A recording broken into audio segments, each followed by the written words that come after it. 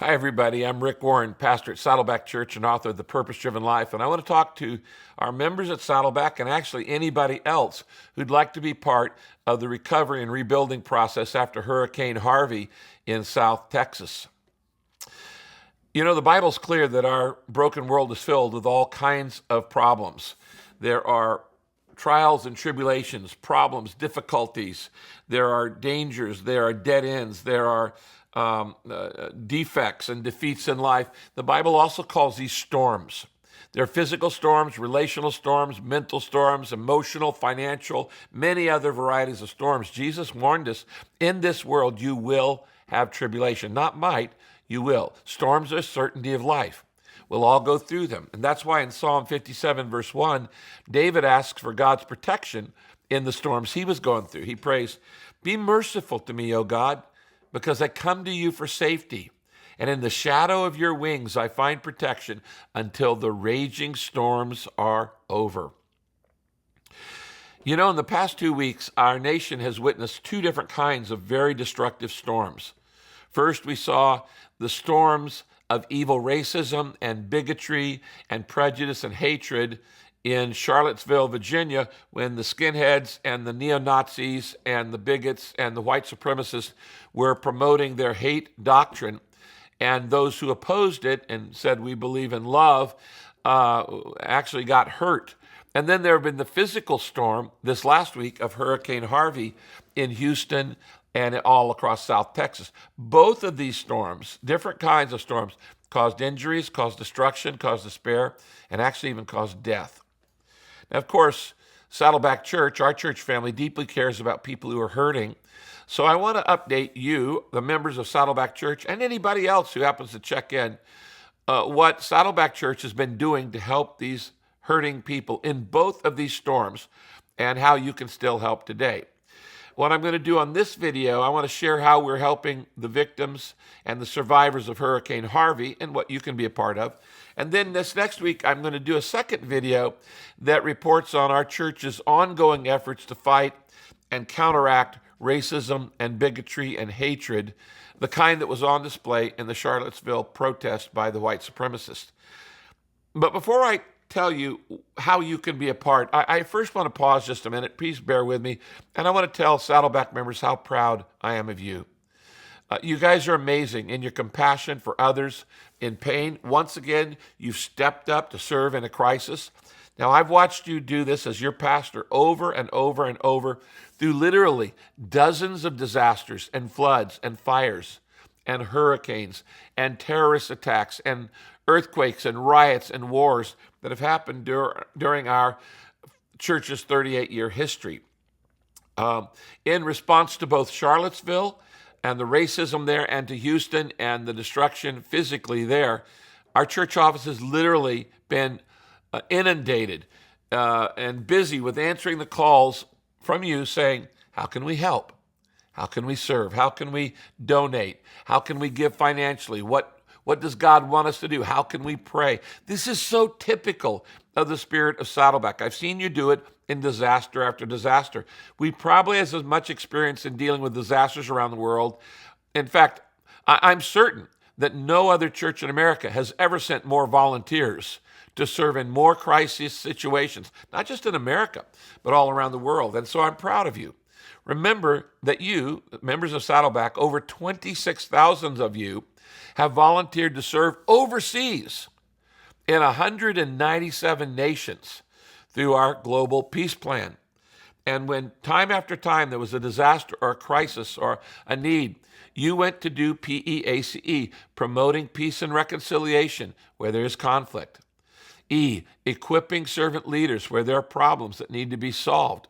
A, assisting the poor where there is extreme poverty. You have done this in nation after nation. C, caring for the sick where there are pandemic diseases like AIDS and malaria and measles, mumps, and waterborne eye diseases. And E, educating the next generation where there is literacy and ignorance and limited opportunities for education.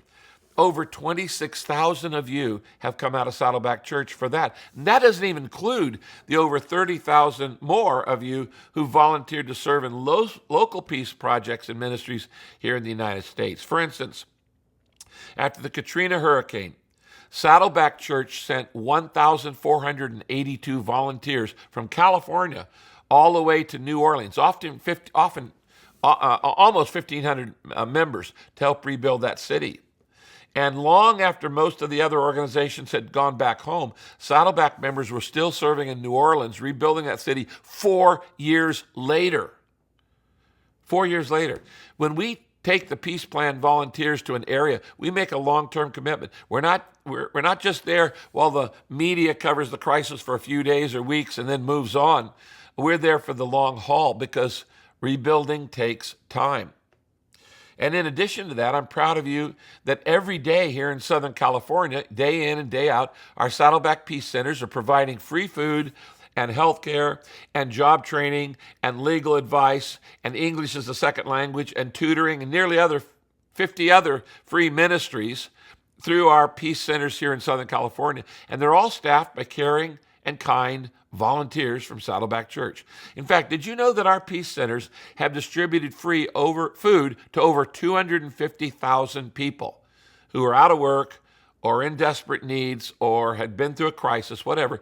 You have served free food in our grocery pantry store to over 250,000 people. So thank you. I'm proud of you. Just wanted to say that. Now, what is our church doing right now in the Harvey disaster area? And how can you be a part of it? Whether you're part of Saddleback or not, we would invite you to join us. Well, every time there's a crisis, we do 6 things. We're very organized this. We have a rapid response team of about 400 people who can move in a minute. We have actually a full-time pastor of disaster, which we've had for over 15 years. It was Steve Rutenbar for many years till he retired, and now it's Mike Constance. And we do the same 6 things, and I would encourage other churches to do this too. First thing we do is we call the local church pastors of the area affected that in the disaster, who are part of our network, the Purpose-Driven Church Network, and we find out what the needs are. We don't listen simply to the news reports. These are on-the-ground eyes for our response teams. We talk to the pastors of that area. They know what's going on. And of course, Saddleback has trained more pastors than anybody. Over 500,000, 500,000 pastors have been trained in PD training. And so we have quite a network. For instance, during Katrina, we had over 6,000 churches in the path of Katrina that were a part of our network. They were part of that hurricane experience. In fact, over 400 churches in our network completely lost their buildings. And most of these were just small, rural, African-American churches, but we wanted to help them out. And we actually paid the salaries of the pastors of those churches for the next year. They lost their home, they lost their church members who moved to other cities, and they actually lost their buildings. We said, you know your area better than anybody else, so we're going to pay you to stay. Saddleback members took up an offering. We paid the salaries of those 400 pastors 1 year after Katrina for a year. We also, halfway through the year, paid to bring the pastors and their spouses to California just for a vacation. Said, you need a break. You've been under enormous stress. You're trying to rebuild your cities, your towns, your villages, and we wanted to love on them. So the first thing we do is we contact the pastors in those areas and make contact for distribution and for a coordination of all that needs to be done. Number 2, second thing is we do in a disaster, and we've done this literally all around the world, dozens of times, we send in our own Saddleback Relief Assessment Team. And what they do is estimate what's going to be needed over the long haul of recovery. We had an assessment team in Houston within about a day and a half. And we've had teams there all this week across South Texas, helping do assessment and actually setting up distribution centers through different churches. We go in and we help that church get organized. And then number 3, the third thing we do is we start sending teams of volunteers to actually work with specific churches on specific needs. Everything we do in and through the local churches of that area. Now, we don't wear Saddleback t-shirts because we don't want to draw attention to ourselves. In fact, we just soon not have the church, the cities know that we're there. We want all the glory and all of the credit to go to those local churches who will be there long after we're gone or you're gone. And so we set up a system where we are funding and we are sending volunteers and we are sending food and supplies and everything that's needed to those local churches, and then they get the credit for it. And if you want to be a part of one of those teams, you can join us. The fourth thing we do is we always look for ways to care for the caregivers. Specifically, we're looking to help serve the nurses, the doctors, the law enforcement, the fire department, pastors, social workers, certainly anybody who are caregivers in the area of crisis. So who is caring for them? Everybody's focused on the victims and the survivors, but these men and women who are working long days, 16, 18, 20-hour days, they need to be cared for. Let me just give you an example. When Katrina hit, we took up an offering at Saddleback Church, and the next day I got on a chartered plane with our team, and we went to 4 cities in the South to meet with our regional network directors, set up regional centers. We gathered all the pastors in each of those 4 areas, met with them to coordinate relief efforts and to honor them, to encourage those pastors. I actually even gave those pastors some sermons on dealing with disasters and how to rebuild, that they could preach every weekend to their people for the next month, because they don't have time to write sermons when you're draining water out of your building and out of other people's homes and things like that. That's the 5th thing we do. We actually provide sermons to any pastor who needs to preach a recovery, rebuilding series to their congregation, which is in the affected area by the disaster. Then finally, number 6, we actually give our members and anybody else the opportunity to financially support the recovery movement. Anybody, whether you're a part of our church or not, can support Peace Relief online. What you just need to do is go to saddleback.com, that's our website, find the online giving space, and you'll find a button that says Peace Relief. 100% of the funds that are given to Peace Relief go directly to the affected areas. We don't have any overhead. We don't have any administration costs, because everything we do is done by volunteers. So there's no overhead. We have no overhead. We actually get 100% of the money given going directly to the people in need. Our members at Saddleback are so generous. You have, as I said, given millions in relief. Let me just give you a couple examples. When the Southeast Asia tsunami hit years back, and that entire southeast area of Asia was destroyed by this enormous tsunami, I got up on a Sunday morning. I said, folks, we need to help these people.